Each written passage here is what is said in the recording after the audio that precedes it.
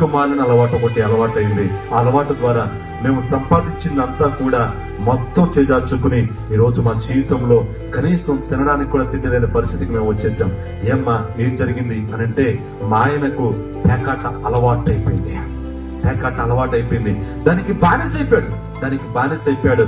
ఆ బానిసత్వంలో వారు జీవిస్తున్నారు. ఈ రోజు చాలా మంది మనుషులు పాపంలో బానిసలుగా జీవిస్తూ ఉన్నారు. పాపానికి అలవర్చబడిపోయారు. కుటుంబాలను పట్టించుకోవడం మానేశారు, భార్యను పట్టించుకోవడం మానేశారు, భర్తను పట్టించుకోవడం మానేశారు, పిల్లలను పట్టించుకోవడం మానేశారు. కొంతమంది యవ్వన బిడ్డలను పరీక్షించి, ఎరనన్నా మీ చదువులు ఎట్లా జరుగుతున్నారా అని అంటే, వాళ్ళు పైకి చదువుతున్న బాగానే ఉంటున్నారు, కానీ వారు దేనికి బానిసలు అయిపోయారు తెలుసా? మన చేతిలో ఉన్నటువంటి ఒక చిన్న యంత్రం భయంకరమైన పాపానికి గురి చేస్తున్న ఈ ఒక చిన్న ఫోనుకు వారు బానిసలు అయిపోయారు. చదువులు పాడు చేసుకుంటున్నారు, భవిష్యత్తును పాడు చేసుకుంటున్నారు, అంటే వారు ముందున్నటువంటి మంచి జీవితాన్ని వారు పాడు చేసుకుంటున్నారు. దేనికి బానిస అయిపోయారు తెలుసా?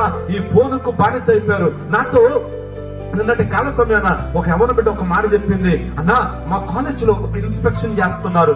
ఏంట ఇన్స్పెక్షన్ అంటే స్క్రీన్ టైమింగ్ చూస్తున్నారు అని చెప్పారు. అంటే దాని అర్థం ఏంటి అని అంటే, మీరు ఫోన్ ఎంతసేపు వాడారు అని టెస్ట్ చేస్తారంట. ఎప్పటి నుంచి టెస్ట్ చేస్తున్నారు అని అంటే, వాళ్ళు రాత్రి 12 దగ్గర నుంచి ఉదయం 12 దాకా ఎంతసేపు వాడారు అని చూస్తే, అండ్ రాత్రి 12 దగ్గర నుంచి ఉదయం 8 గంటల దాకా చూస్తే ఇంచుమించు 5-6 గంటలు అప్పటికే చూస్తారంట. అంటే రాత్రి 12 దగ్గర నుంచి పిల్లలు దేనికి బానిసలు అయిపోయారు చెప్పాలి? దేనికి బానిసలు అయిపోయారు? అందరిని పొడుగు పెట్టేశారు, వీళ్ళు మాత్రం ఫోన్ చూసుకుంటా కూర్చున్నారు. దానికి వీళ్ళు ఏమైపోయారంటే బానిసలు అయిపోయారు. తర్వాత కాలేజీకి వెళ్ళారు, కూర్చుంటున్నారు, టీచర్లు బోర్డు మీద ఏదో రాస్తున్నారు, బోధిస్తున్నారు, కానీ వీళ్ళకి అర్థం కావడలా. ఎందుకు అర్థం కావలేదు అని అంటే, వీరి మనసంతా కూడా అంటే పిచ్చి వాటి మీదే ఉండిపోయింది. దానికి వీళ్ళు ఏమైపోయారంటే బానిసలు అయిపోయారు. మానవుడు పాపానికి బానిస అయిపోయాడు, మానవుడు వ్యసనాలకు బానిస అయిపోయాడు, లోకంలో ఉన్నటువంటి చెడు తిరుగులకు వ్యసనాలకు బానిస అయిపోయాడు. అనేక మంది యవ్వన బిడ్డలు వారి భవిష్యత్తును పాడు చేసుకుంటున్నారు. అనేక మంది వారి కుటుంబాలను విచ్ఛిన్నం చేసుకుంటున్నారు.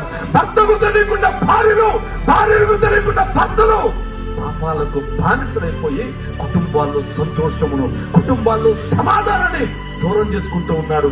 దీని గురించి బైబిల్ చెప్తున్న మాటలు తెలుసా? చెరలోనున్న వారు, బానిసలైన వారిని పాప బానిసత్వం నుంచి, పాప సంఖ్యల నుంచి విడిపించడానికి యేసు ఈ లోకానికి వచ్చాడు. యేసు క్రీస్తు ఈ లోకానికి రావడానికి గల ఉద్దేశం ఏంటి తెలుసా? క్రీస్తు యేసునందు నీకు నాకు స్వాతంత్రం ఇవ్వడానికి, క్రీస్తు యేసునందు నిన్ను నన్ను పాపం నుంచి విడిపించడానికి, క్రీస్తు యేసు